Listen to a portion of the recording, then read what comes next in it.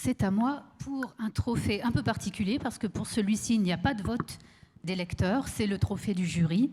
Et j'appelle pour remettre ce trophée Philippe Pelletier, président du jury. Que l'on peut applaudir. Que l'on applaudit.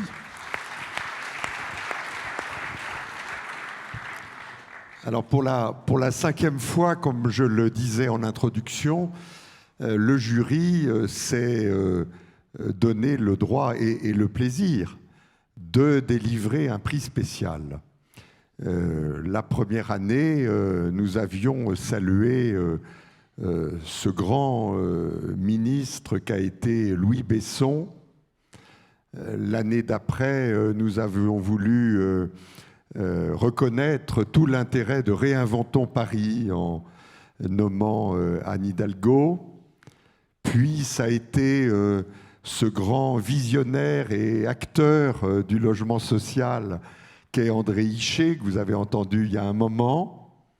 L'année dernière, c'était une ministre du logement qui, dans un temps assez court, a lancé pas mal de beaux sujets et a surtout réussi à réconcilier la sphère publique avec l'ensemble des acteurs. C'était Emmanuel Cos.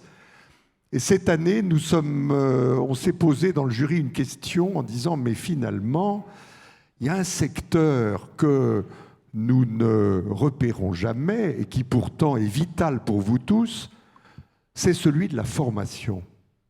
On forme plein de gens qui sont vos salariés, vos collaborateurs.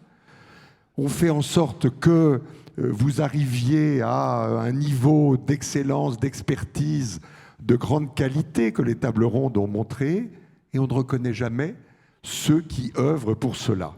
Alors, il nous a paru comme une évidence que dans le champ de la formation, il y avait un prof de droit qui est à la tête du Master 2 de droit immobilier de Paris 2. Et ceux qui reconnaissent un peu le sujet considèrent que c'est une des Rolls de la formation de vos collaborateurs. Et on a pensé qu'il fallait, à travers sa personne, rendre hommage à cette activité de formation. C'est donc Hugues Périnet-Marquet que nous avons désigné et je le remercie de bien vouloir nous rejoindre.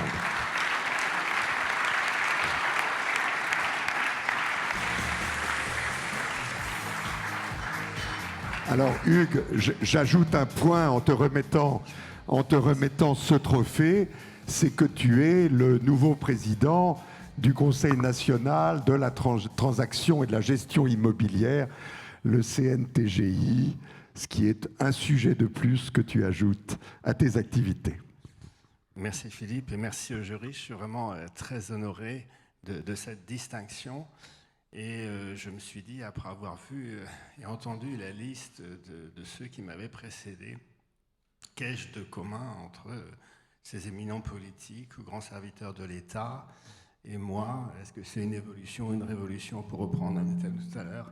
Et je me suis dit, peut-être la seule chose que j'ai en commun, c'est d'avoir essayé de servir l'intérêt général de différentes manières.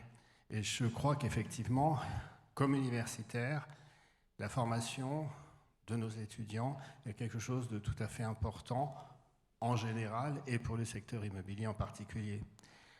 Vous savez, l'université, parfois décriée, elle est aujourd'hui sous une triste actualité, mais c'est une réalité, hélas, qu'un certain nombre de nos étudiants ont de graves difficultés sociales, mais en même temps, c'est un lieu où on peut faire fonctionner, alors je n'appellerais pas ça l'ascenseur social, parce que il ne suffit pas d'appuyer sur un bouton pour monter au paradis, mais je dirais plutôt l'escalier social, parce que justement à l'université, on monte les marches une à une. Elles ne sont pas toujours faciles à monter, mais on arrive à des succès étonnants. Et moi, je suis toujours ravi quand je vois une remise de diplôme des parents d'un étudiant me dire vous savez, nous, on est d'un milieu très simple, et aujourd'hui, notre fils, notre fille vient d'être embauché comme stagiaire dans un grand cabinet d'avocats. Et je trouve que là, l'université joue pleinement son rôle, et elle joue son rôle parce que lorsque elle sait être à l'écoute des besoins de la pratique.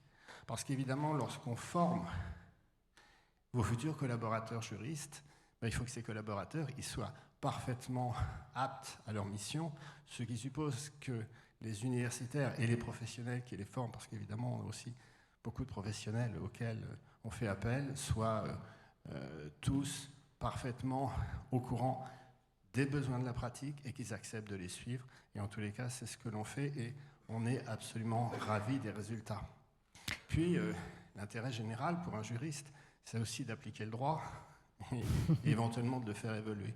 J'ai eu la chance dans ma vie de participer à un certain nombre de groupes de réformes législatives et je dois dire que c'est quelque chose où on se sent extrêmement utile parce qu'on se dit qu'on peut résoudre des problèmes, on peut éviter que des problèmes surviennent et je crois que ça, c'est un rôle vraiment fondamental. Et puis, comme Philippe Pelletier l'a dit, j'ai été nommé président du CNTGI et c'est un autre élément d'intérêt général parce qu'ici, il s'agit de faire vivre ensemble des membres d'une communauté, d'un secteur de l'immobilier et je trouve ça assez passionnant. Et ce qui est encore passionnant, c'est que ça fait fonctionner une instance de concertation. Dieu sait si on a besoin de concertation dans notre société. Là, on a une concertation qui marche. On a une vraie réflexion sur les projets de loi qui nous sont présentés. On est écouté par les pouvoirs publics. Et je dois dire que pour l'universitaire que je suis, c'est vraiment un grand plaisir. Donc merci, à travers ma personne, d'avoir honoré et les universitaires et les juristes.